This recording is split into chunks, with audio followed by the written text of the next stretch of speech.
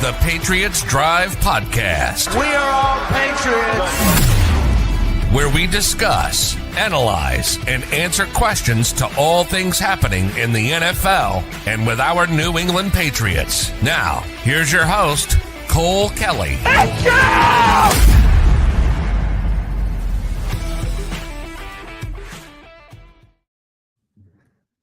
Welcome back to the Patriots Drive Podcast. It's been a little bit, but we got a ton of stuff to go over.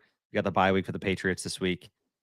It's been obviously a tough year so far, but there's been some ups, some downs. We're going to talk about the draft, free agency, kind of give a brief overview of everything, what to look for the rest of the season and upcoming in the offseason. So I'm here with my co-host, Jace Campbell. How's it going, Jace? It's going good. Yeah, it's been a while since we've been on here. I mean, just busy times and honestly, not a lot to talk about with the Patriots, kind of the same old crap, but we're getting into some draft talk. There's been a lot of improvements by, obviously Drake Maye and some of the team. I think we're starting to see a little bit more competitive of a team step on the field every week, although there still is some massive holes they need to fill. So it's a good time to be a Patriots fan. The future looks really bright. Looks I know we said this with Mac Jones, but I don't think you ever saw the amount of like the ceiling that you see in Drake Maye, both running, throwing the ball, driving it down the field, fitting it in tight windows, things like that. I don't think you ever saw that in the quarterback that we had a couple years ago. So you're starting to see some of those things, and you have everything that you need at your disposal, $100+ million and a lot of really high draft capital to not only flip this thing around really quickly, but get some immediate impact players that can start playing next season, starting right away and getting some valuable reps next season. But this season, obviously, we kind of know what it is, and we'll break it down because we are at the bye week and there's only 4 games left, which is kind of crazy. It's almost over. Yeah, 2 games against the Bills. We got the Cardinals after the bye week, then the Bills, Chargers, Bills. So that's the last 4 to finish out the year. Not an easy road, but it'd be nice if you could sneak in a upset over Buffalo, maybe mess with the end of their season. So yes, you never know. But yeah, I would just say we'll start off with Drake Maye, or yeah, let's start off with Drake Maye because that's the biggest story of this year. I mean, obviously, coming into this season, maybe some of you guys had expectations for the playoffs. I don't think me or Cole did. The biggest and the most important thing I was looking for was the progression of Drake Maye. And yes, the progression of other rookies. I'm sure we'll talk about that in a minute because that has been a little bit disappointing. But the most important thing for this year, in my opinion, was the progression and the amount of steps we see Drake Maye taking. And I think that we've seen him play really good football at times. And he's also shown some rookie mistakes, but I'm not down on him at all. I'm really excited to see what he does these last 4 games. Hopefully that the bye week takes some time off. He was at a North Carolina basketball game, back at his alma mater and stuff. Hopefully he takes some time off, gets back in here, and continues to ball at the last 4 days. But I've been really impressed with what we've been seeing from Drake Maye. Just looks like the offense has a little bit more swag with him out there too. They believe a little bit more. yeah. And as far as expectations go, I believe we both predicted 4 wins on the year. I think I said 6 would be like best case scenario, but I didn't predict 6. Yeah, I was like, I see somehow us getting 4, and I don't think we really predicted beating the Bengals. I mean, I know we didn't do like a full schedule prediction, but that was one we kind of stole. But still, yeah. Yeah, well, I mean, I think we walked through some of it because we broke down like the first 4 games. Best case would be like 2-4 or 2-2 in that. So I think we kind of did that. I thought we were somewhere around 4 or 5 wins tops. But yeah, like you said, like 6 wins if everything went perfect. But yeah, I mean, Drake Maye's been good. He's been honestly better than I expected his rookie season. Kind of like you mentioned, Mac Jones, there were some things where we were like, oh, wow, this kid, his rookie season, it was like, this kid might be a top 15 quarterback, like right now. And there's things that you've seen from Drake Maye that says he might end up being a top 5 quarterback someday. Like we never saw any of those flashes with Mac Jones. Maybe we said he could be like a fringe 10 to 12 top 10, 12 quarterback at some point, but we're talking about Drake Maye already being one of the better quarterbacks in the NFL as far as like a top 15 player right now, with flashes of this kid could end up being a top 8, top 5 quarterback if he continues to grow at this rate. So he's been phenomenal. He shows a lot of flashes. The only downside is the turnovers, which we saw for the first time last game. He had no turnover worthy plays, which was awesome to see. That's progression. You see he continues to learn every single week. So if he can cut down on those turnovers, just protecting the ball a little bit better, that's one huge thing that decides football games. And where some of these have turned out to be really close games, that's something that can flip the game. So we've seen all the exciting flashes. We've seen all the tools. We've seen why he was a top 3 pick. Now we just got to surround him with the right cast, and we'll dive into that later in the episode. But we have, I am confident that we have the quarterback of the future. And now we just got to do the right thing to support him and build around him for a championship. Yeah, well, the thing is Drake Maye, I mean, yeah, he's had 8 interceptions on the season, added a couple more fumbles, but you're looking at this is, in my opinion, the worst offensive line in the NFL. I think that the Patriots have the worst offensive line in the NFL. I think that they've had probably some of the most inconsistent receiver play in the NFL too. So Drake Maye could easily have 1,900 plus passing yards with a couple more catches by his receivers. He's rushed for almost 400 yards. He's added a rushing touchdown there. It's like he's doing everything. And what makes him so exciting and why you say he can be a top 5 quarterback eventually is he's doing Josh Allen type things with his legs, right? Yeah, he's able to extend the play. He has the ability to break off a 40-yard run if they're playing man coverage and no one has eyes on him. He can extend it. He can get out of the pocket and stuff. So what he's doing athletically, I've always been a guy that's like, hey, the quarterback needs to be a pass first option. But in this day and age in the NFL, you have to have some scrambling to you. Patrick Mahomes can scramble. Josh Allen can scramble. Justin Herbert can scramble. Heck, even Joe Burrow can move around a little bit. And those guys can extend plays. They can keep their eyes down the field, and they can throw the ball, while they're still on the move, off balance throws, different arm angles. And that's what you're seeing from Drake Maye. And that's why a lot of people didn't like him coming out of college. They're like, ooh, he's a little bit inconsistent in his footwork, things like that. And it's like, yeah, but that's also why you like him, is because he shows a lot of things that you just can't teach. Yeah, you got to fine tune him. You got to make his footwork a little bit cleaner. You got to do things like that. But when you fine tune him and he can make those plays off script, that's when you're talking about, hey, this guy has the potential to be a top 5 quarterback. So I'm really excited. This is a guy, we screwed it up with Mac Jones, and it really made a lot of Patriots fans mad. It made me mad. This is a guy, if you screw it up with, you should easily be fired and probably never get a job again, because this is a guy that on his own can carry you to AFC championships or AFC East division championships, competing with the right roster and stuff. You give him a number 1 receiver, you give him an offensive line that can protect. He's doing a lot of the stuff he's doing, and he doesn't even have like 2 seconds to throw. As soon as he's dropping back, he has to get rid of it and stuff. So you got to build this thing the right way. Gerard Mayo, Elliott Wolf, they got to build this thing the right way so that this guy can really take off. And in 2 or 3 years, hopefully you're seeing his like maxed out potential. And this dude's going to be a very, very good quarterback in the NFL. Yeah. And I think he's taken those things and made some adjustments. I mean, his average depth of target has dropped significantly since the first few weeks, where he was pushing it down the field more and taking more risks. And now he's kind of been carving people up in the short and intermediate game, where he's getting the ball out of his hands quickly because he has to. Otherwise, he's going to get hit. And so that's kind of been something that we've seen as his progression has changed. He's doing things a little faster. He's good. He's a lot better than I expected he would be at processing and doing things on time and in structure.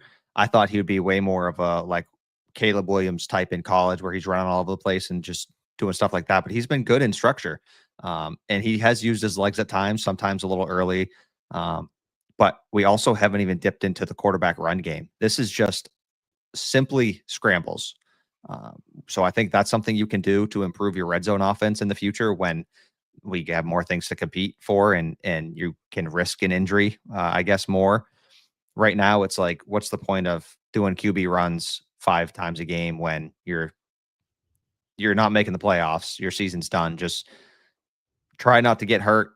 Try to keep progressing and keep getting better. But yeah, I think we've seen a lot of really good things. And yeah, like Carlos says, just Drake needs a competent offensive line, and I can't wait to see where he goes from here, because he's been really impressive. This is an interesting stat that I found. The Patriots have been blitzed more than anyone in the NFL. So cover 1 blitzes, not cover 0. But again, cover 0 has its own place. Most guys are going to bring it on short yardage, 4th down plays, maybe in the goal line. But teams are blitzing him more. And I don't think that that's because, hey, Drake Maye can't handle the pressure. Drake Maye can't scramble or anything. It's because the offensive line sucks that bad, and they know that their receivers can't create separation. So if you can get that percentage down. It's now at 28%. The NFL average is 21.5% for cover one blitzes.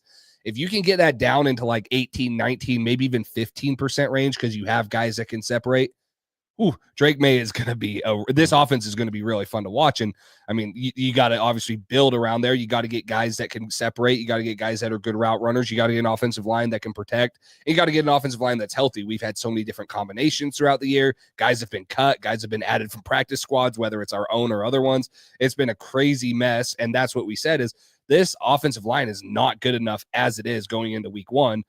The last thing we need is for there to be a different offensive line combination every week. And it seems like it pretty much has been. There's been some stability. But yeah, for the most part, this offensive line has been shuffled. There's been injuries. There's been guys getting dropped, cut, added.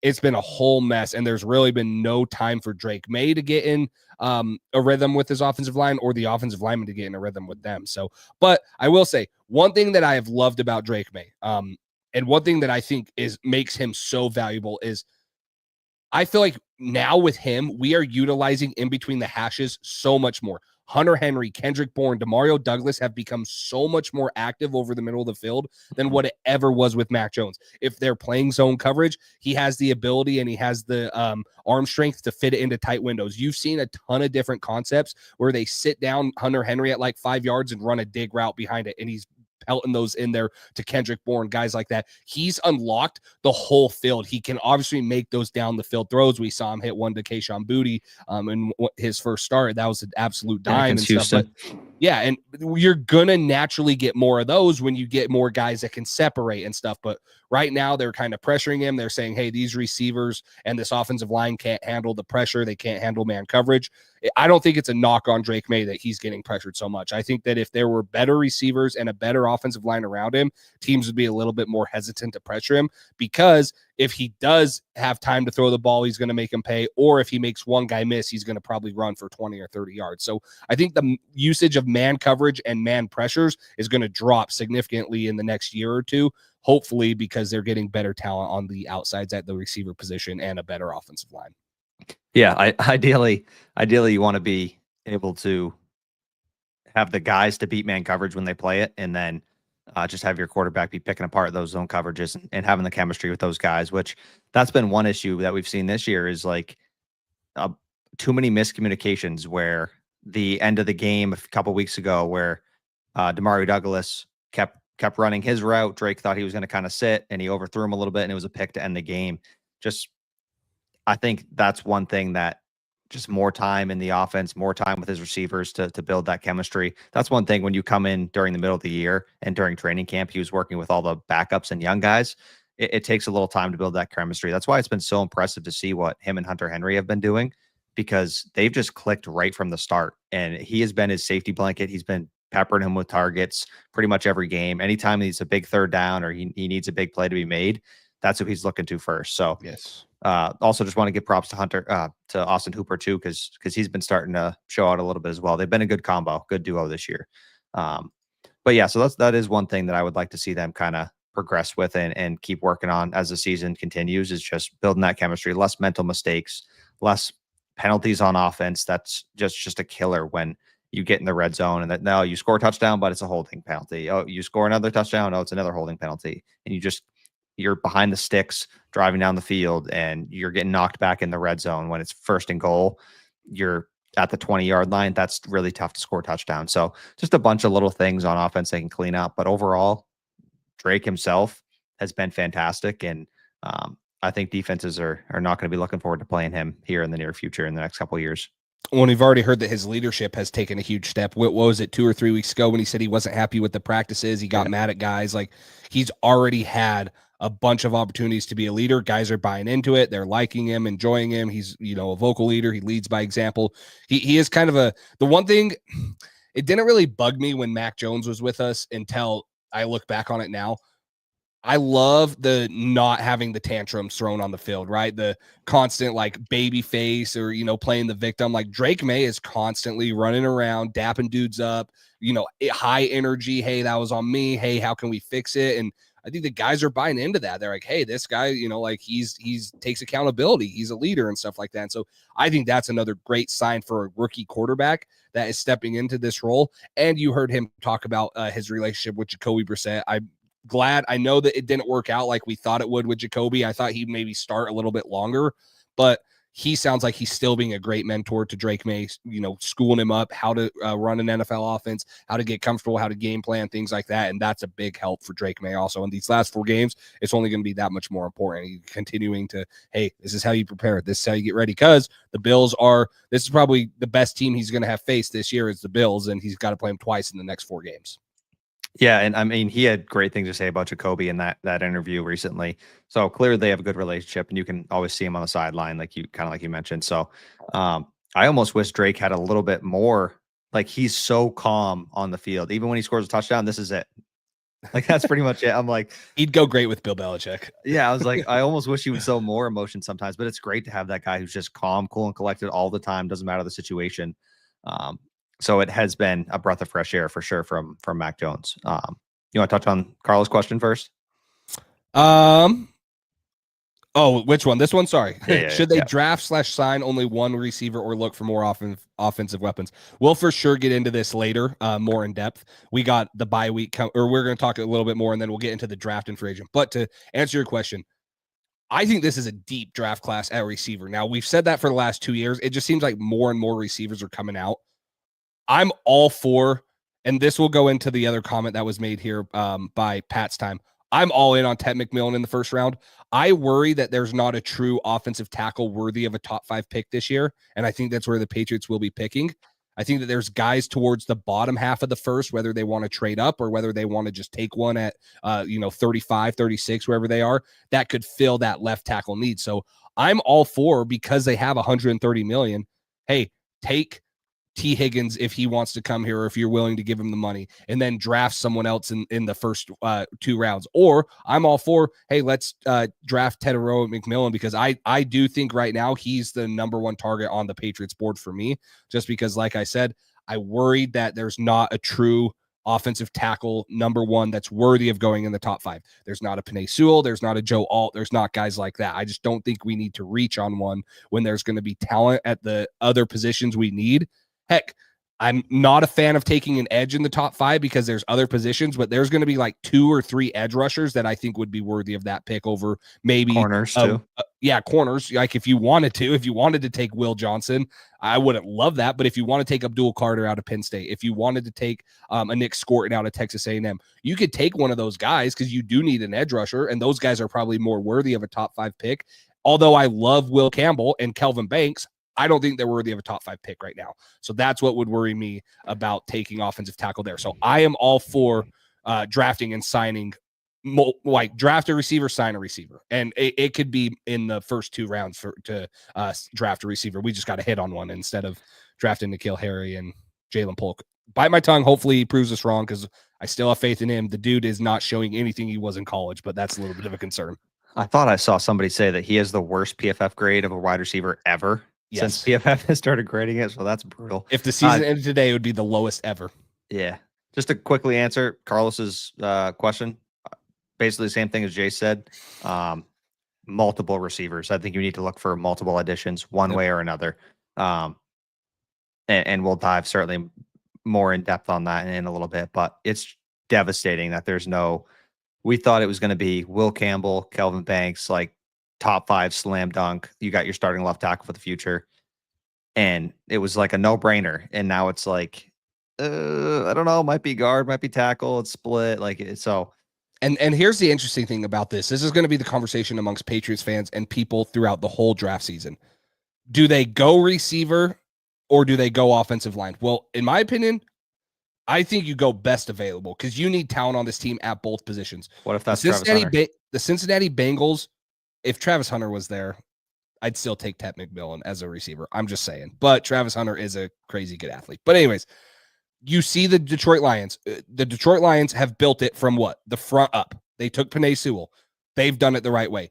You've seen the Bengals take Jamar Chase. They've done it the right way too. Now I get that they're struggling, but that offense is putting up 33 points. They just have a bad defense. So you can do it both ways. I think that there's going to be enough offensive line in free agency that you can fill the pieces for one more year, or you can draft a second round guy. I know someone mentioned Josh Simmons right here. There's a couple other dudes as we get into the draft talk that I'll be throwing out there even more. But there's a guy out of West Virginia, Wyatt Miolam, Gray Zabel out of North Dakota State. I mean, North Dakota State, they just produce these goofy, big freaking offensive linemen. Think of Cody Mock for the Tampa Bay Buccaneers. That dude's a dog. Like, and everyone was like, who's this guy? They took him, and he's maybe one of the best interior guys of this in the NFL. So I think there's guys throughout the first and second round that can fill in the pieces and be good enough. So for me, it's like, hey, we got so many damn needs of elite talent. We need to just take the best available at any position of the draft. Yeah, I agree that there's a ton of different holes. I would hate to see them not properly address the offensive line and give him receiver, because it's like, you don't want to ruin this guy. You don't want him to be having to get rid of the ball so fast or building bad habits because his situation's so poor and turning him into Mac Jones where he progresses backwards. So I don't know. I agree with you though. Like, if your top need is tackle and Will Campbell's on the board and you have the second overall pick, it's not, I wouldn't take him there. And if there's no trade partner, then if Travis Hunter's the best available as a corner and maybe he can play 10 snaps at wide receiver each game or whatever, like maybe something like that. Or I don't know. There's so many different options. This draft is not like last year. Like, last year was great for quarterback. We got Drake Maye. It was also phenomenal for wide receiver. Like, if the top guys, Marvin Harrison, Malik Neighbors, and Roma Dunze, if those guys were in this draft, we'd be drooling, because it's like, that's perfect. Or Joe Alt even. Like, you can't go wrong. You got stars at that spot. So there's not as many of those guys in this draft on offense at the top early. So it's going to make for some interesting conversations and debates of what you do here, because there is no slam dunk answer, I don't think. Yeah, there's really not. And I mean, that will kind of be like what the best case scenario for the final 4 games of the season. I don't want to say I don't want them to win, but it's like, is a top 5 pick even that valuable this year? Obviously, it's always going to be valuable, but if the Patriots are picking at 8, I probably feel way more comfortable with them taking Will Campbell or Kelvin Banks at 8. If they're picking at 4, I'd much rather have them take Tetaroa McMillan or someone like that. So it's interesting what these last 4 games are going to determine is draft order. Obviously, you're going to have to see what the other teams ahead of you and behind you end up doing. But yeah, if you're sitting at number 1 or number 2, I think you got to look at a trade down scenario. And I know that's not what everyone wants to hear, but I don't think that there's a guy that the Patriots need that's worthy of the number 1 or number 2 overall pick. Everyone will shout for Travis Hunter, and that would be fun and exciting, but I think you could fill in a lot more holes by trading down and getting other guys and stuff. So yeah, it's a little bit of a weirder class. It's also going to be interesting because the Patriots have $130 million in free agency. What do they do there? I think there's some really good pieces on the market. Obviously, we are going to talk about T. Higgins. That's a guy that everyone's going to have their eyes on. I heard a podcast the other day. It was the NFL Stock Exchange podcast. If you guys don't listen to that, that's one of the best draft podcasts. It's by PFF, but they do a fix your franchise. They had the Patriots signing T. Higgins, Trey Smith, the guard out of the Chiefs, and then Garrett Bowles, the tackle for the Broncos, and then taking Tetaroa McMillan in the first round. And so now you have T. Higgins, Tetaroa McMillan. You fill in your offensive line pieces with who it would be Trey Smith, David Andrews could come back, depending on their, you could probably even move Michael Owenu into guard, and you could even take a tackle in the first round and move him to right or left because Garrett Bowles was less. Anyways, they just had an interesting thing, right? Like Trey Smith, if you can sign him, that's a guy that I think would be very interesting. I think Garrett Bowles, he's a little bit older, but he's playing some of his best football he's ever played. So I mean, it's really interesting to see what they do with all the cap space. That's going to be the number one thing that the Patriots are going to have to figure out is how do we spend $130 million in cap space, and how do we want to supplement that and then go into the draft and have a plan of attack. So it'll be really fun to see how they spend all that money. It could be like, what was that, 2021, that offseason when they spent all the money? Yeah, with Judon and all those guys. The number one thing I want to know is the answer to Carlos's question here, though. Will Jace have a Jace eating pizza segment for the draft? I'm always eating something. I'm on for like 4 hours. Yeah, pizza, whatever. Let's see if they take Tedrow and McMillan. I'll think of something. I know I ate mayo for Drake Maye last year. Yeah. So I'll think of something depending on who we take. But I'm always eating something in the draft. I'm on for the whole time. So yeah, gotta eat if you're on that long. The one thing I don't know how I feel about yet, I just feel like if you get T. Higgins and then you draft Ted McMillan, I feel like that's a little bit redundant now.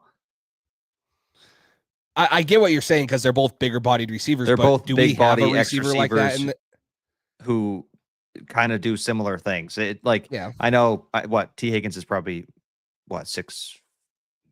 How tall is he? I know Ted's 6'5", right? Yeah, Ted's 6'5". T. Higgins is 6'3". Yeah, 6'3", 6'4" area. Yeah, similar. I don't know. I just feel like they're similar players where, and I saw, I think it was Lazar on Twitter was replying to somebody about if you get Higgins, maybe trade back and take like a Luther Burden or something to kind of have a mix of receiver types. And the one thing that I think is huge right now is everybody should be rooting heavily for any quarterbacks at the top of the draft right now to just ball out, and if they're in the playoffs or bowl games or whatever, because you want to be able to have a team trade a bunch of picks to come up and take your spot and draft the quarterback, just like what the Bears have done with the Panthers. That gave them a lot of draft capital, and it turned out pretty good for them as far as like players they have. The situation is what it is. It's the Bears. They're just the Bears. But that's kind of the style I'd be thinking of in this draft is if you can trade back, get a haul, and still get a player that you like in the top 10, 15 picks. And then maybe next year you see a guy and maybe there's a Malik Neighbors or Joe Alt in that draft, and you can take one of them. So, Carlos said he'd love Luther Burden if we got T. Higgins. I think that would be an interesting route as well. But we also, kind of like you mentioned with all the holes, we really could use a corner opposite of Gonzalez. Like that would be great as well. Edge rusher. Our linebackers have been destroyed this year. I know Bentley's been injured, but they have been getting torched all season long. There's just so many different things that this team needs where it wouldn't, depending on the player, it might not bother me to draft just best player available and do what you can in free agency to kind of surround your team with good players. Yeah, I totally agree. It's you want the quarterbacks to start coming off the board, and maybe you want one to fall to the 4th pick and someone behind you to be like, hey, we need to trade up right now. We need to get them. So Cleveland's at pick 8 or the Jets are at pick 6. I don't think the Patriots Jets would make a trade. Maybe you end up jumping the Raiders and they finish, a little bit below you. And they're like, hey, we need to go up and get Shadur or something. So there could be a chance that someone wants to move up, and you hope that they want to, take what it is. But I just don't know who would want it. I don't think there's the Patriots said no for 3 first-round picks for Drake Maye, right? Or was it 2? It was pick 6 and then a 2025 first and then one other. A second-round pick or something like that. I don't think it was 3 first-rounders. That was I'm what glad we talked they about. didn't. That's the conversation starts at 3 first-rounders, and they didn't get that. Yeah, and I don't think that there's anyone worth even what they offered for Drake Maye. Like I wouldn't trade that much up for Shadur. I guess if the Raiders really, really wanted him, but I wouldn't do that to move up 2 picks like the Giants were going to move up for Drake Maye. So if you I were just don't know what the value will be. If you were like a really good team, but you were missing a quarterback, like you were at pick 18, maybe you say, okay, we'll trade 3 first-rounders to get up to the top 5. Yes. But like if you're close, I don't think any of these guys are worth it. None of these guys are the same prospects as Caleb, Jaden, and Drake Maye, in my opinion, at least. I think those guys are much higher graded prospects. Yeah. So, and there's a bunch of positions that the Patriot, like the trade down scenario, it's not fun, but there's a bunch of positions like going down the roster. This is a super deep running back class. I would love to add a running back Ashton Genty. Well, that would be great, but be crazy. Not going to happen. But there's guys, Omarion Hampton, that guy's probably going to be an early 2nd round pick. You keep going down the list. I mean, if you guys watch Cam Scatterboot, that dude's going to jump up boards. He's going to be like, I could see the Chiefs taking him because he just runs so damn hard. Caleb Johnson out of Iowa, Quinshaw Junkins out of Ohio State, DJ Giddens. There is a ton of running backs too. So maybe you need another running back to pick up in the 3rd or 4th round. This is a deep class for that. Joe Weather is saying he wants Tyler Warren. I think that's an early 1st round guy for a lot of teams. He's a huge pass catching tight end, but yes, you also could probably use one more tight end. Austin Hooper was on a 1-year deal. Jaheim Bell's starting to play a little bit more, but Hunter Henry's getting older up there. You got guys that you could take there. Interior line is probably just as big of a need, if not more than, okay, it's not more, but interior line is huge right this year too, right? We don't know what's going to happen with David Andrews. Are they going to find a right tackle to bump Michael Winu in? Are they going to sign Trey Smith? So you need a bunch of people. Now, I didn't even mention right there, you could probably use another, well, you definitely need another edge rusher. We need secondary help, things like that. So there is spots that you need to fill with all these. And that's why it's good that the Patriots have $130 million in cap space too, because they're going to, if you go out and sign a Trey Smith, like I think Trey Smith or T Higgins would be one of my number 1 or 2 options in free agency. I would almost rather say, hey, let's go take Trey Smith. Let's give him a bag, let him be a guard, and like he is for the Chiefs. I would love it if they could sign Garrett Bowles. I don't know if that's a realistic option. There's guys like Cam Robinson out there too. And then let's take a young receiver, T-Mac, let him grow with Drake Maye. So I think you can fill in the holes with all the cap space you have. It's just going to be interesting of how Elliott Wolf, how those guys kind of view those things right now. So Joe Weather says we need a fullback also. We need Jakob Johnson back. Yeah, get him back here. Yeah, there's so many different routes they can take, but I would agree. Like T Higgins is right up there. Our biggest needs, wide receiver, tackle. Like you said, interior is something that we could use as well, and then corner, edge. There's just a million different things. What are your thoughts on Godwin versus Higgins? Any interest at all in that? No, coming off an ACL at his age, I think he's content staying in Tampa Bay with Baker Mayfield, with Mike Evans. I wouldn't give him the amount of money he's probably going to want to leave. Like he's going to say, hey, I'm going to have to get a lot of money to leave Tampa Bay. He's pretty invested there. So I wouldn't be interested in there. Here's an interesting one I heard. And this is another 29 one next year, but coming off an ACL, maybe it's a price cut. Maybe you get him for cheaper. I don't know. I was just throwing it out there. 2 different types of receivers. Like that would be somebody you could pair Godwin with Tet, and that would be like a good veteran presence who plays differently than McMillan would, as opposed to getting Higgins and McMillan, where they're kind of similar. Yeah. And Higgins has the injuries as well. It's not like he's injury proof. He misses 4 games a season with a hamstring injury. So that would be the only reason that I would say McMillan over Higgins. Is dislocated ankle. That's what it was. You're right. Sorry. It's like a tib-fib fracture or whatever. Ankle was pretty much sideways, but that would be my only reason to say, hey, go get T-Mac. I don't want to say he's better than T. Higgins. That's high praise, but he has a higher ceiling than Mike Evans. Than T. Higgins. He has Mike Evans type of comparisons. He's Mike Evans size. He has Mike Evans, Godwin back in New England now. What? It would be Mike Evans and Chris Godwin back in New England if you draft him and sign him. Yeah, in a way. I get what you're saying. That's funny. But so, I mean, that would be my only kind of thing there and stuff. An interesting one I heard, and I don't think I would like this one. It was just interesting. It was on the same podcast I was listening to, the Fix Your Franchise by the NFL Stock Exchange. It said, would the Patriots be willing to trade, because they don't think it would be very expensive, would they be willing to trade for Deebo Samuel? And I don't think I would. That is a hefty contract. It would probably only be like a 4th or a 5th round pick. But that dude, the way he plays, I know he's only 29 years old, but he's so injury prone because of the style of football he plays. He's got to be in a very creative type of offense. I don't know if I would do something like that. That would be another one that would probably be a hard pass on for me. Yeah, I'm not super interested in that. I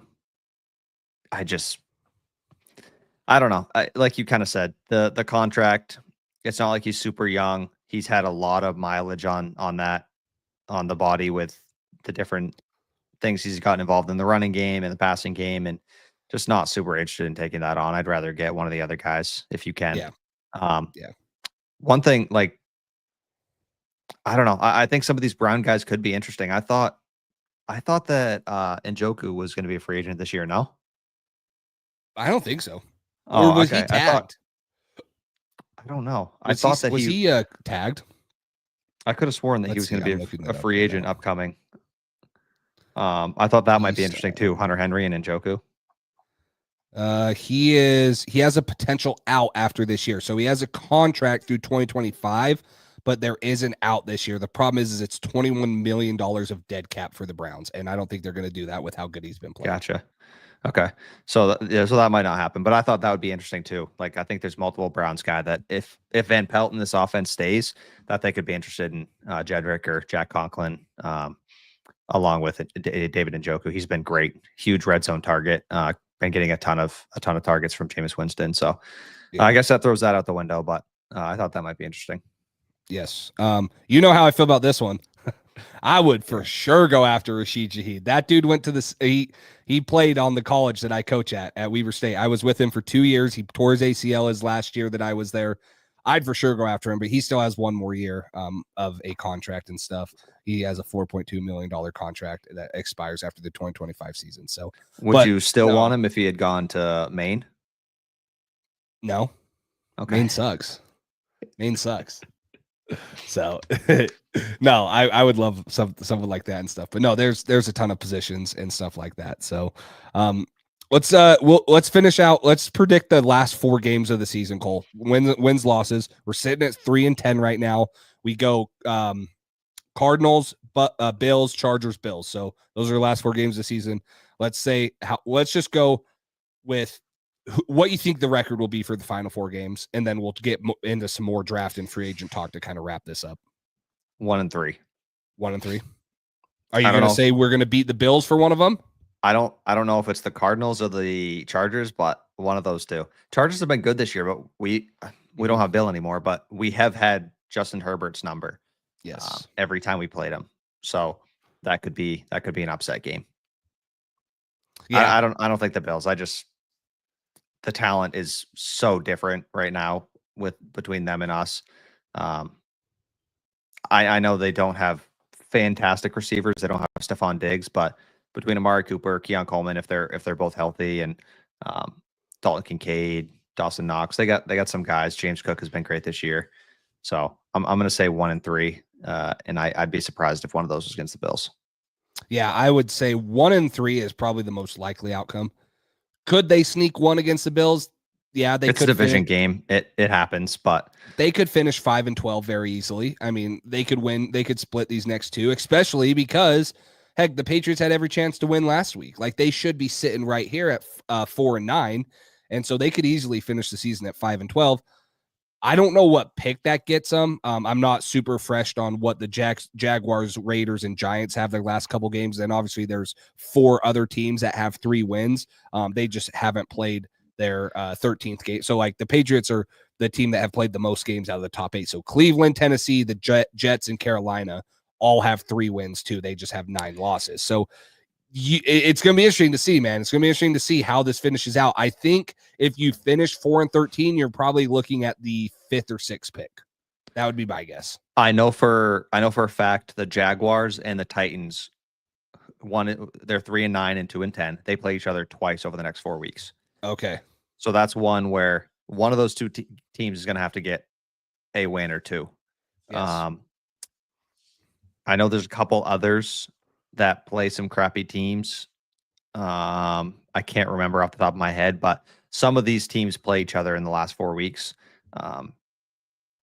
So there are going to be some wins, but I'm going to say, like you said, if we win one more game, I think we still get a top 5 pick. But if we win 2 more, I think it's probably in the 7-8 range. The other thing that's interesting, because when you talk about tiebreakers in the NFL draft, the tiebreaker, if you have the same record, goes to strength of schedule, and it goes to a team that has the easier strength of schedule, meaning you lost to worse teams.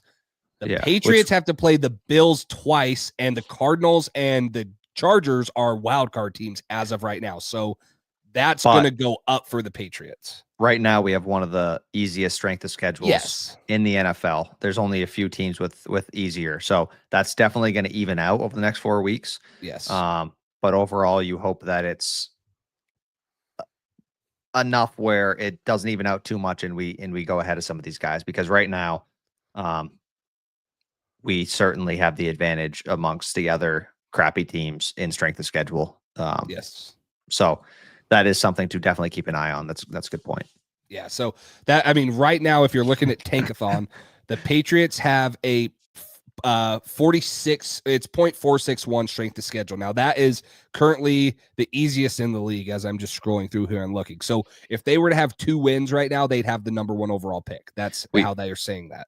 We also have the second best odds for the number 1 overall pick, according to, I can't remember who it was, but I think the Giants have the best odds, and then it's us. Yeah. So you're sitting here right now saying, hey, if the Patriots were 2-11 instead of being 3-10, they would have the number 1 overall pick right now. So yeah. Right now you have the easiest strength of schedule, but like I said, you got to play the Bills, who right now the Bills are the 3rd best team in the NFL behind Kansas City and Detroit. So that's going to increasingly go up. Arizona is right on the brink of a wild card spot at 6-6, and the Los Angeles Chargers are 8-4. They're currently sitting as the leader in the AFC. What is that? North? AFC North. They're the leader in that division. Or, sorry, not the leader. Sorry, no, the Chiefs, and then they're second, and then the Broncos are 3rd. Sorry, I was looking at that wrong. But still, they're sitting as a playoff spot. They're one of those seeds where they have a they're sitting as a wild card in right now. So yeah, 2 games against the 10-2 Bills is tough. Yes, and so the strength schedule, like you mentioned, yes, it will be evened out for sure. This is the only thing that I'm worried about. If the Bills sit their starters last game, that could be a win that we don't deserve. That could bump us out of the top 5, which would kind of be an unfortunate way to beat the Bills. Like, if you're going to beat them and you're going to lose a top 5 pick, you want to beat Josh Allen and the Bills. You know what I mean? And I don't know if the Bills are going to sit, because they're already a game behind the Chiefs, but they hold the tiebreaker. So they're going to need to have the same record as them or better. So like if let's say the Chiefs win 1 more game or lose 1 more game, so they're both sitting with 2 losses at the end of the season.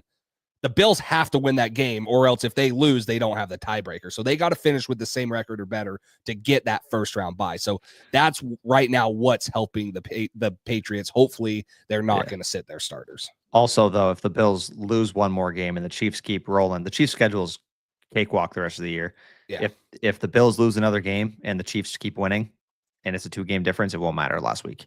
Yeah. Unless they're playing for the 2 versus the 3 seed for some reason. So I don't know. It'll be interesting. Something to keep an eye on. For sure. So let's take a quick ad break. We're going to throw it over to our sponsor over here at Underdog. And then when we get back, we're going to talk about a couple of free agent targets. I know we hit on a couple of those, but maybe we'll give 2 or 3 of who we think would be the best. And then we'll talk a little bit about the draft, and then we will get out of here. So thank you to Underdog, and we'll be right back. Thank you to our sponsor, Underdog Fantasy. Underdog is the easiest place to play fantasy sports. With Underdog, you have a chance to 20 times your money in a single night. You just have to choose higher or lower for whatever player stats you want, and you have a chance to win big. Pick anywhere from 2 to 5 players by downloading their app or going to UnderdogFantasy.com. And now with their pick'em insurance, you don't even have to hit on all your picks to win the money. So what are you waiting for? Make sure you use code PATCHDRIVE today for your first deposit matched up to $100. Yeah, guys, and they have actually updated it. It is your first deposit matched up to $1,000. Now, that's a ton of money. I'm not telling you guys to go deposit $1,000 in Underdog, but even if you want to do $200, they'll give you $200 free dollars. So use code PATCHDRIVE. Go get on Underdog. It's coming up, you got college football to bet on. You got the NFL playoffs. You got the NBA going on right now, NHL. You got a bunch of stuff that you can play daily fantasy. You can do pick'ems, things like that. And so if you guys are interested in that, use code PATCHDRIVE. Help support the channel. We really appreciate it. And if you guys haven't already, make sure you guys hit that like button, subscribe to the channel. We're going to be going live a lot more frequently and posting videos. I already have plans starting on Christmas. Well, it'll be the Monday after Christmas.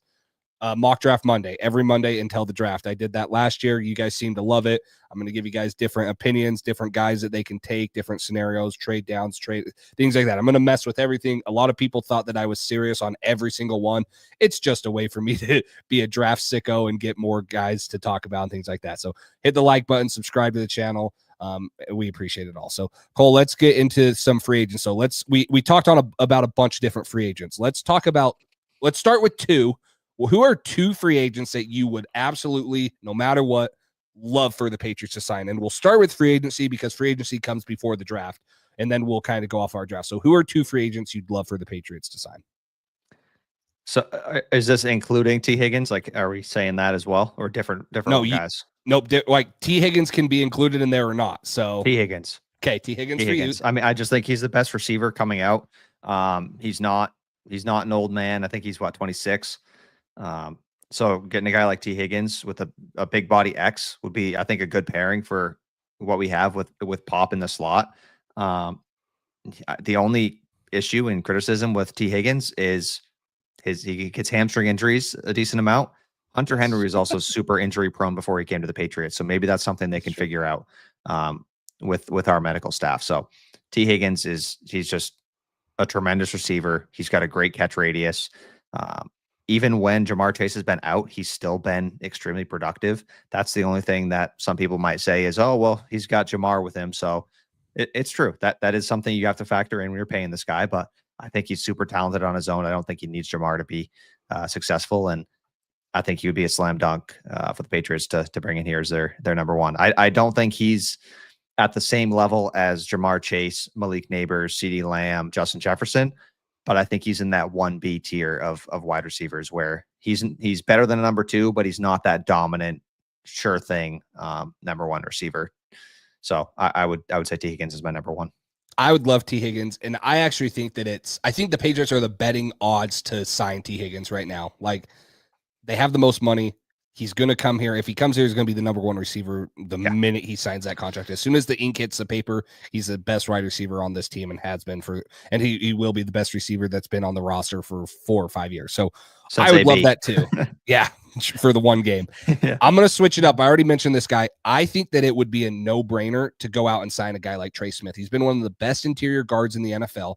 I think if you can get him, that just makes it easier. Then you don't have to look to take an interior offensive guy in multiple rounds next year. I know you took so many in 2024 and 2023, but if you have it, maybe you can take one tackle and you can find a center or something like that. So I think a guy for me, I know that both of those guys are on PFF's list of they're the number one and number two available free agents. I would love for them to sign Trey Smith. He has a 78.6 overall PFF grade. That's ninth amongst guards in the NFL this season. He's only 25 years old, hitting free agency. It's going to be a big contract, but I think he plays right guard. If you could have him and Michael Owinu, or maybe you can even move one of them to left guard, I think that you could really shore up your interior offensive line. And yes, it would make for more work. That's why I said you could go sign like a Cam Robinson or a Garrett Bowles. I think that would make a lot of sense too. But for me, I think that if you can solidify your interior, think of when the Patriots usually had the best offensive line. It was with Shaq Mason. It was with guys like that when they were really good. Trey Smith has been one of the best guards, and I think that you can give him a bag and make it worth it. So that would be a number one for me. Obviously, I like T. Higgins too. I'm going to play a little bit of devil's advocate. I would rather have Tetairoa McMillan over T. Higgins because he's younger. He hasn't had the injuries. I think he's a little bit more athletic, and I think his ceiling is Mike Evans. Like, I think his ceiling is a true number one receiver. So I'm just playing devil's advocate. If you're telling me, hey, we can sign Trey Smith and then we can go draft T-Mac at 4 or 5, I think I'd be on board for that. So I love the idea of Tetairoa McMillan, and I do agree with you. You probably can't sign T. Higgins and draft McMillan. They're too similar. So if I'm choosing one, it would be there. But obviously, if we go out and get T. Higgins in free agency, I'm going to be fine. Like, just get a number one receiver here. You think that's risky, not signing T. Higgins and going into the draft? It's very risky, but yeah. I mean, I don't know a team in the top right now. If you were to go into the NFL draft, I don't know if Jacksonville, the Raiders, or the Giants are taking Tetairoa McMillan. So if you're sitting at 4 or 5, the teams I would really be worried about taking one would be Carolina. I think Carolina needs another receiver. I know they took Leggett last year, but they need him. I don't think the Jets would look to take him. Tennessee, if they were to jump you, I'd be worried about them. Those would be the only 2 teams I'd be worried about if they were ahead of us that would probably take him. If Vegas doesn't get, if QBs are off the board, Vegas maybe too could use a receiver.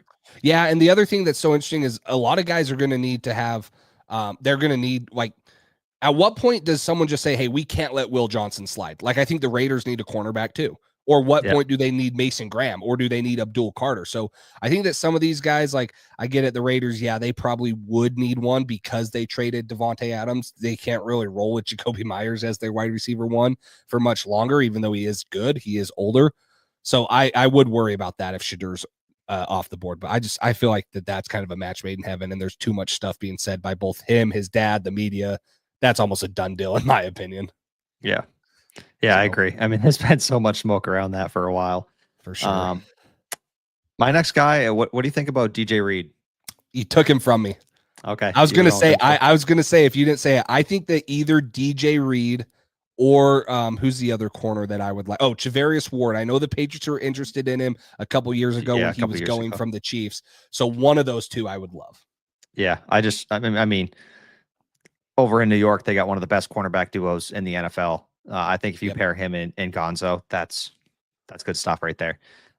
It would certainly fill that need. The only reason that I would say maybe you hold off on that is if you think that you're going to end up going corner in the first round based on if you get T Higgins, if you get a tackle, say, I won't say who, but if you get a tackle, that might be something where you're like, okay, maybe we wait on corner and we take Travis Hunter. We take one of these guys in the top of the draft. So that would be one thing, but I think he's a really, really good player and he would pair well with Gonzo. And I think he's 28. So not old. Obviously he's not in his 30s. So that's always a good sign for a corner. He's still got a few good years left in him. There's actually a lot of corners that I like in this class. As I'm going through and looking, we already mentioned those top two that I like. Rasul Douglas from Buffalo. I like him. I think that he could come in and add a good corner too. I also like, where was the other one? Carlton Davis, a little bit older. He was really good in Tampa. He's been pretty good for the Lions this year.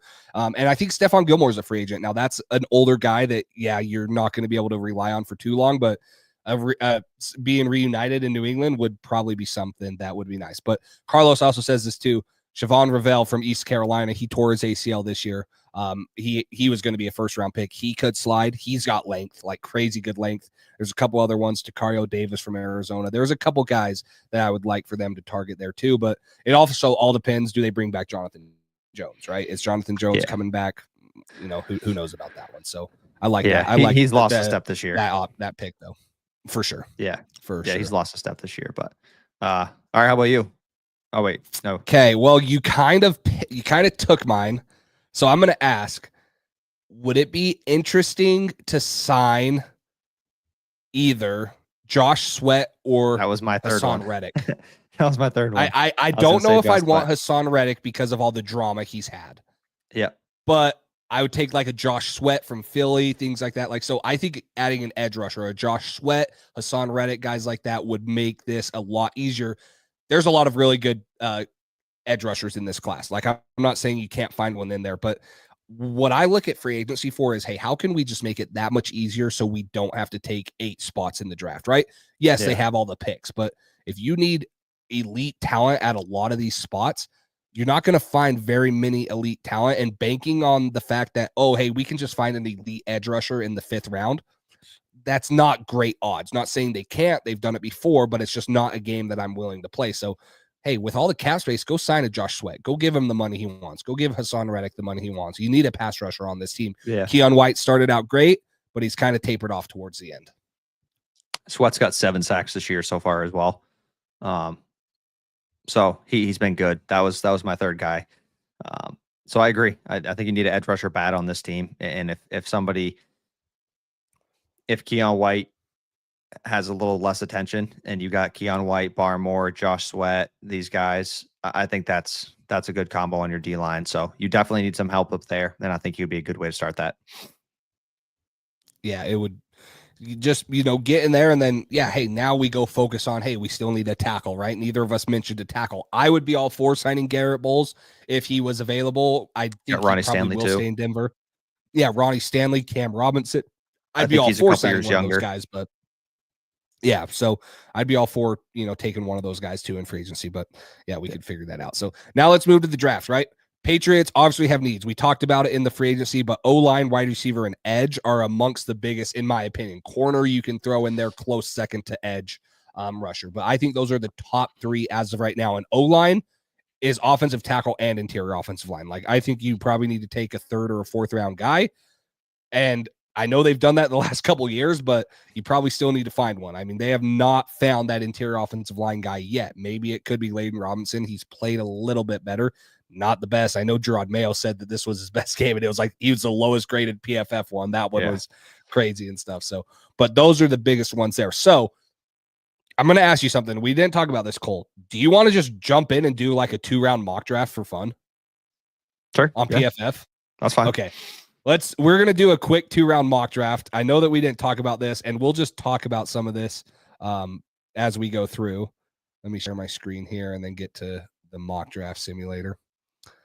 So I know this will probably change. We'll do a 2-round mock draft. I know that the Patriots are picking it. The 4th pick right here will probably change, but let's jump into this real quick. Start it. Travis Hunter, McMillan, Jalen Milroe. So if this is how it were to go, what do you say? I mean, so you said Hunter went first? Yeah, Travis Hunter. Oh, I'll scroll this up. Sorry. Travis Hunter. So if you can get somebody to trade for Yes. one of these guys, Cam Ward or Shadur, that would be great. Exactly if not, if you have to pick here, I don't know. It's tough. Like one of the things I was going to mention, the Will Campbell thing all comes down to his arm length. If he surprises us and his length is in the range where you're happy with it, then I would say go ahead, take him, because I think he's super talented. I like Will Johnson a lot. If we don't get a corner in free agency, but we address other needs, I'd be okay with taking him here. But I think it's too early for Luther Burden. Yep. Abdul Ashton Genty. You want Genty? Genty would be exciting, but no, that would be not at 4. So I would look to trade back. That would be my first thought. Yeah, and this would be if the Patriots couldn't find a trade back right here. The Titans maybe. Yeah, so the trades available right now Saints. are the Jets, Saints, Bengals. I don't think that we would trade with the Jets. So the only realistic one is trading down 5 spots with the Saints. Yeah, I would do that. So, but I was going to say if you can't find a trade down, I would be really intrigued with Abdul Carter. This guy is a freaking stud. Like, he's been 11 sacks on the year. They're playing in the Big Ten championship game tonight. Going to be in the college football playoff. This dude's a stud edge rusher. Mason Graham, I know. How would you compare him? That. How would you compare him to Parsons? I think he's very similar. I just don't think he's going to play as much off the ball as Micah Parsons did. He's done it, but I don't think he's going to be as versatile as Micah Parsons. This guy's just straight edge rusher. But as far as like talent-wise, you think he's comparable? Yeah, he's comparable for sure. I think he's going to test similar to Micah Parsons. Like, he's going to be a freak testing. So it would be exciting. But I say we'd look at the trade down right here. You're probably looking at 941 in a future first. They say this won't be accepted, but there's no way you'd do it for not this. Oh, yeah. I was going to say that. Or, I mean, what, dude? 19% chance to give up a third. I mean, they're moving up 5 spots, and if you're moving from 9 to 4 for a quarterback, you're giving up at least your first this year and next year, and I would say the second rounder and maybe even more. So I would say that's good enough right there. We'll just force this just to get this moving, right? And so we're assuming they go Abdul Carter, which I don't think they would do, but right, say they go Cam Ward right there because he was still available. They could trade up, take a Cam Ward type guy. Yeah. Now I'm way more comfortable taking Will Campbell or Kelvin Banks at pick. I agree. Right here. Way more comfortable. Yeah. I would say, especially if Campbell's numbers are good, or if it's right on that line where you're like, we're going to try him at tackle, we think he can do it. I would say Campbell would be my pick here. I agree. We'll take him just because I think that as of right now, until we know the testing numbers, that's who is my offensive tackle number 1. He could easily slide down because if he does have like right at 33-inch arms, he probably projects as a better guard. You're like, is it really worth taking a guy that's probably going to be a guard in the NFL in the top 10? Probably not. But let's say for now, Will Campbell has 34 and 3/4-inch arms, 34-inch arms, whatever. It's not as bad as we think that it's going to be, and so we get him. So Will Campbell at 9.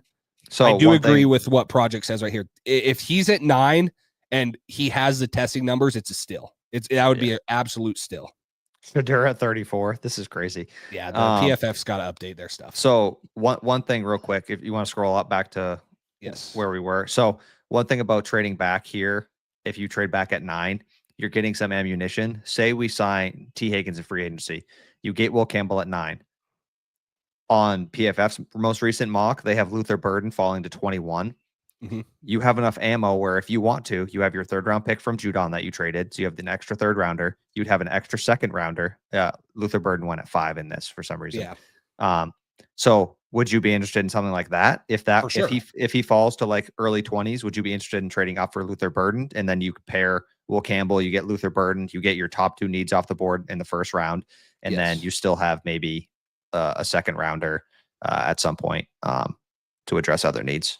For sure. And I mean, I would even look at trading back up to, get like an edge rusher, right? Say that, like, I know that Mikael Williams kind of got to 24, but if he were to get in like the late 20s, that would be another guy. Or if you really feel like you want to take a tight end, you could trade up for him. I don't know if that would be the move, but no, I think that you could easily do something like that. And in the podcast I was listening to with the NFL Stock Exchange, that's actually one thing they said that was a criticism of Gerard Mayo's. And I agree with it. And me and you have said this the last 2 drafts. They have had so many 3rd, 4th, 5th round picks that were like, oh, they're going to trade up. They got to trade up. And they haven't been aggressive enough. They have not been aggressive trading back up into the 2nd or 1st round. So I would definitely look at doing that if this were a case. So, but we're sitting here. We took Will Campbell at 9. Now we have 2 picks in the 2nd round, and we have 2 picks in the 3rd round. So yeah, you could easily package one of those each. You'd still would have a 2nd and 3rd round pick and get up into the 2nd round. I know that we're not doing that right now, but here, now what are you looking at? I mean, assuming we sign T. Higgins, do you look at receiver? Do you look at a corner, Siobhan Ravel, like I mentioned? This dude, he's 6'3", 193. He tore his ACL, so he's probably a little bit down on a lot of guys' boards, but this dude was a surefire 1st round pick with how he was playing. So, yeah. I mean, at this spot, if you sign T. Higgins, I would maybe say edge or corner. That would kind of be my main 2. So if you think there's a good guy that would pair with Gonzo, maybe do that. I don't know if you get T. Higgins and you're not taking a wide, or if you get one of the top receivers and you don't take one in the 1st round, I just am hesitant giving them any trust to draft the 2nd round receiver. Taekwon is awful, and so is Jalen Polk. So, and if you have faith in him, your 2nd round pick, give him another year and have T. Higgins and see what Jalen Polk can do with a little bit of help from, Higgins. And then you still have Demario Douglas and those guys. So I think it's with the receivers on the board. I like some of these guys. I probably wouldn't take them with a 2nd round pick. I like Xavier Restrepo. This dude's the all-time leading receiver at the University of Miami. Huge target for, not huge, sorry. He's a small guy, but he's one of the main targets for Cam Ward in that offense. Kyron Lacey's been good. Trey Harris, Jalen Royals is good. He's going to be a Senior Bowl guy. I know I texted you about this today. Jaden Higgins for Iowa State. Yep. He's a guy that is going to be interesting to watch in the Senior Bowl, but I think those are 3rd round guys. So I agree with you. There's 2 guys that really interest me. I don't know if there's an edge that I love here. I think if you had Walter Nolan alongside of Christian Barmore on the interior, 6'3", 305 pounds, more of a run stuffing rate. He has a 92 almost run grade. You could put him next to Christian or Barmore. I think that would make the run defense significantly better. Obviously, adding Jawan Bentley already would. I think Walter Nolan excites me a little bit more than any of the edge guys, or I would take a chance on Savon Ravel right here. So what would be your plan for Godchaw with that extension being this past year? I know that's the weird part, because what's his dead cap? Not sure. Let's see. That would be insane though if you had Godchaw and that guy on running downs. Like that'd be stout run defense. Yeah, so Godchaw would be a $10 million cap or a $10 million dead cap next year, and then $3 million the year after that. And so, I mean, maybe because they have so much money, they could do it. It would be hard. I know. Maybe you trade him. Yeah, you could. I don't know. So maybe that is a bigger excuse to say, hey, let's go Savon Ravel right here and get another corner. So I would be fine with either. I think both of those would be great. Another one I'd look at is Cam Ward. What's that? Would you not take Cam Ward If he was here? and trade Drake May? Yeah, definitely. I'm just I would love messing with that. you guys.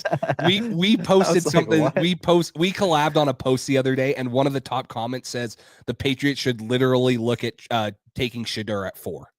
I don't know if you've seen that one, but that dude's getting flamed. So I had to throw that one in there. Hopefully, I didn't give you Patriots fans a heart attack. That's crazy. That's crazy. So yeah. So which one would you rather? I mean, Savon Ravel probably fits more because we have Gottschalk, but I love both of them. Let's go corner and see if he's there at 41. Okay.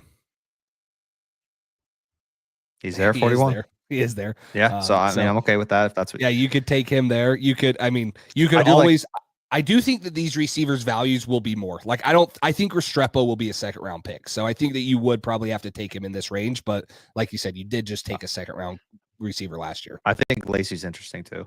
Yeah, I like Kyron Lacey too. He is 6'2", a little bit of a bigger guy. Yeah. But not quite as big as like if you were to bring in a T. Higgins and stuff. So yeah, I would bring in either of those guys.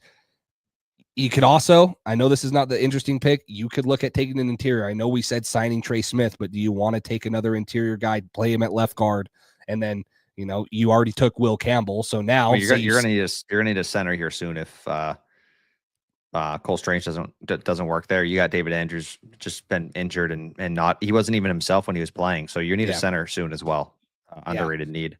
You easily could, and I think Parker Brailsford's the best one. Probably too early here. The one guy I'd probably look at taking this early would be Tyler Booker, probably the best interior guy in this class. So that would be another option. But I think for kicks and giggles, unless you want to take like a Kyron Lacey here, I would probably go with Walter Nolan. I think that would shore up the defense, and because I'm guessing that free agency probably is going to be offensive heavy. Would you say?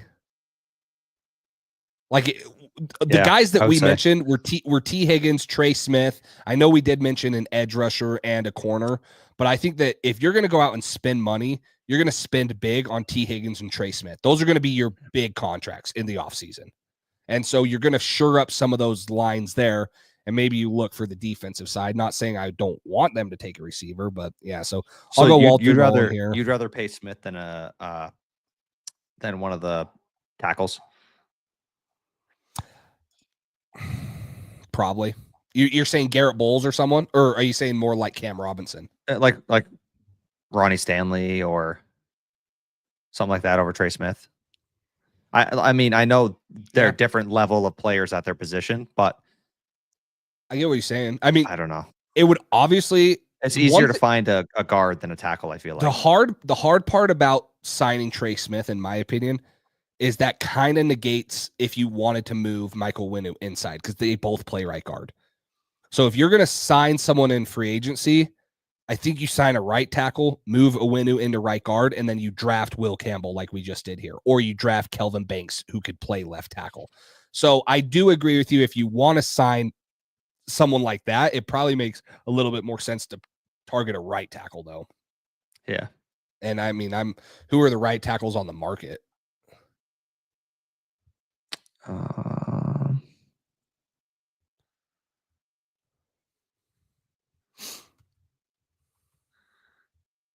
Yeah, I mean,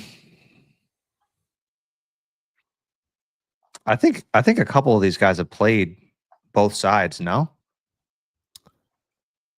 I think that, well, yeah, they probably have. Trey Smith has definitely played some sort of left guard, but I'm pretty sure it was before who's the offensive lineman that we gave him? Why Joe Tooney, right? Because I'm pretty sure it was before Joe Tooney was there. Yeah, Trey Smith played left guard at Tennessee.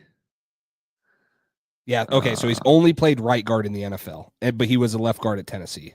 Okay. So gotcha. Yeah, Thank you, so Trey Carlos. Smith is there. Yeah, you could probably find. Yeah, so that would be the interesting one to. That'd be the interesting one to look at is, hey, can we find a right tackle, move a window into right guard? Then we don't have to sign Trey Smith, and then you can figure out some of those things. So Yeah. but we'll take Walter Nolan just to finish it off. Yeah.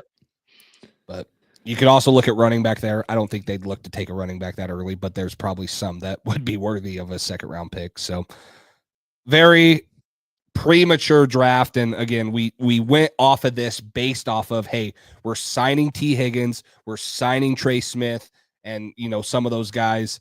And then now we just had the talk. If we were to go back in, you could say, hey, well, let's actually sign like a Ronnie Staley or someone, and he can play right tackle or things like that, and move in Owenu. But no, I mean, there's a lot of interesting things that you can do in the offseason. $130 million, the flexibility you're going to have with that and stuff is going to make it really interesting. They got a ton of money and just a ton of options. So yeah, I think we're going to have a lot of fun this offseason trying to figure out what's the best thing to do for the price and how to build this roster. So it's going to be exciting. It for sure is. So, well, guys, we appreciate it. Anything else, Cole, before we hop off?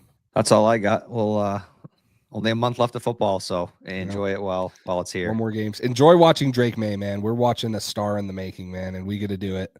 We get to do it every week. We don't have to go watch some random team. We get to watch our star in the making every week, man. It's going to be fun. So it feels really good feeling confident that you have your quarterback of the future. It does. That feels good. I think we can both say 3 years ago we thought we were there. Now it's different. It's different, right? You're looping me into something I'm not comfortable being a part of. Get out of here. Get out of here. You know who I wanted the Patriots to draft that draft? Justin Fields, right? Well, I remember you love Fields. Or was it Jordan Davis? Nope. It was Mike Parsons. Oh, Parsons, yeah. I was really hoping he was going to fall to us at 15. We took Mac at 15, and I was very on it. And then I kind of talked myself. I was like, all right, well, he'll do the right thing. He's whatever. But that was, I think, the first time that I was talking to you. It was on live, right? Yeah. Oh, no, wait. Yeah, because I was live with Fogg. And we were talking about it. And I remember you wanted Fields a little bit more. I wanted Fields more than Mac. And I was excited about Mac.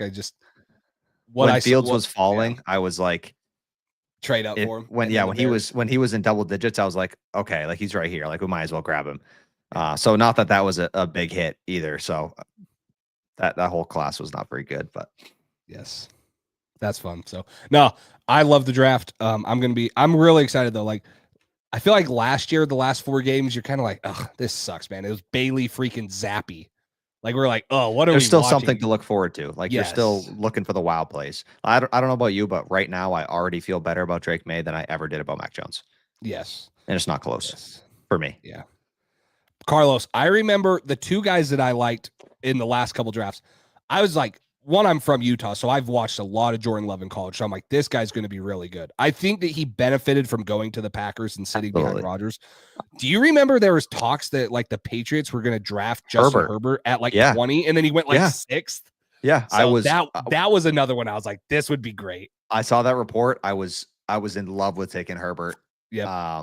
I also really liked Tua in that draft as well, but that was never any rumor of him falling. So I like Tua a lot. I remember that Herbert report. I was like, oh my God, no chance. Yeah. And I did really like Jordan Love as well. But I think he definitely benefited from going to the Packers. I don't think he would be the player he is right now if he came to the Patriots. Yeah. So, but no, it's exciting. I think we got something to look forward to, man. We gotta watch our star. And we know Drake Maye's progressing, but you just haven't seen it from many of the other rookies. I mean, maybe you can get Javon Baker going. Maybe you can get Jalen Polk going. Things like that. You got to play the young kids the last 4 games and see what you got. Yeah, just you really let them get their warts and see what they got.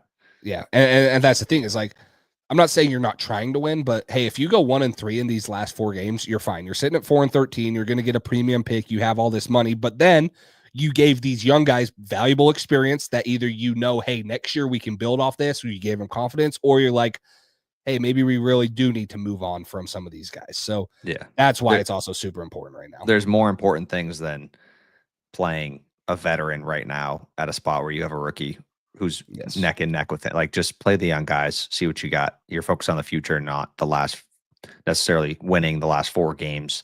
You're not trying to lose, obviously, but you know what I'm saying? Like it sucks. There's things you need to do to prepare for next season that are more important than the end of this season. A lot of Patriots fans are like, oh, this is so boring. Why do we want them to lose? I don't want them to lose. Trust me. I had no more fun I had so much fun when the Patriots freaking shut out the Bears and beat them, especially because it was Caleb Williams, right? I love that. But it's also like, hey, if the Patriots go win 3 out of these next 4 games and they finish, what would they be, 6-11? And now they have the 10th overall pick. I know we just traded down to the 9th overall pick, but we got capital. It's like, we're also playing the long game. The Patriots winning these last 3 games, cool. It looks good on the record. It's going to be exciting for us fans. I'm going to love it. But does that really help the team in the long run? You got to get some talent around Mac Jones or around Drake Maye at some of these positions. So I guess it depends how it looks. If you lose to the Cardinals and then you beat the Bills, the Chargers, and then the Bills again, the last 3 games of the season, and Jalen Polk is looking good. Layden Robinson's showing out. Like, if you're starting to see flashes from these young guys and chemistry on defense and all that stuff, like Alex Austin's back, if he's looking good, just that would be something where I'd be like, okay, like, yeah, maybe we fell to the 8th to 10th pick, but we just beat 3 really good teams in a row and started to build some real chemistry towards the end of the year. That's something that I would be happy about as well. But if you're like, for sure, I don't know, it depends how it looks. I guess I'd say that. For sure. So, old man, I definitely asked for a Drake Maye jersey for Christmas, so I'll have one. I actually have a Maye jersey, but I duct taped, or I have a Jones jersey that I duct taped Maye over. So maybe I'll add that to the collection since I'm getting a new Drake Maye one. Yeah, so I was so mad. I have a stitched red Mac Jones jersey that I got, I think, the year before, and then he just was awful. I was like, ugh. So. Currently, the only active player I have, and it's because I got him this year, is Christian Gonzalez, because I had Judon, and then he got traded. And so it was Judon and Jones, and then obviously I duct taped Drake Maye onto my Mac Jones jersey, and Judon got traded, and now I got Christian Gonzalez. But hopefully Drake Maye's coming from Santa under the Christmas tree. Yeah. If you're good. If I'm good. Haven't been good so far, man. Yeah. My only one active is Ramondre right now, but I want Gonzo and Drake Maye at some point in the next year. Yeah. We'll see. I want someone that's the other hard part. I know this is way off topic, but like, if you draft an offensive lineman in the first round, how many people actually get his jersey? Yeah. But repping like a Tedero McMillan or Travis Hunter jersey, ooh, absolutely. That shit's hard. Yeah. That shit would be hard, but yeah. Yeah, I'm going to have to tape my Brady jersey and put Hunter on the back. He already said he wouldn't wear 12 here, but yeah, that's funny. I know. Yeah, no chance anybody would let him do that. That's funny. So that's cool. So, okay. Well, old man, next stream, I'll get you the store name. I had them stitch out. I have heard that there are companies that are now doing that they take the nameplates off and they replace them. That would be awesome because I really don't want to spend another $160 on a new stitched red jersey. So if you have that, absolutely pop in next stream and let us know. That'd be great. For sure. Well, we appreciate it, guys. Like I said, like, subscribe, comment, use code Patriots Drive at SeatGeek. That's $20 off of any purchase for tickets, whether you want to go to. I know the Celtics kind of suck right now, guys. I mean, you don't have to go to one of their games, but if you want to go to the Garden or a Bruins game, or when the Red Sox sign Soto, if you want to get some tickets for his opening day, you guys can use code Patriots Drive at SeatGeek and then code Pats Drive at Underdog Fantasy to play any of your fantasy stuff that you want to do, whether it's daily fantasy or pick'ems. But anything else, Cole? That's all I got. Perfect. I got. It's going to be fun. We got a lot of stuff. We covered a lot of stuff, and we got a lot more stuff to talk about over the next few months as the season wraps up and getting back into our favorite time, which is the draft content. So yeah, that's all I got. Okay. Well, we appreciate it all. And until next time, we will talk to you guys later. Thanks for listening to this edition of the Patriots Drive podcast. Follow us on social media to stay up to date with all things New England Patriots. Make sure you tune in to the next episode and check out patriotsdrive.com for more great content. We're on to Cincinnati.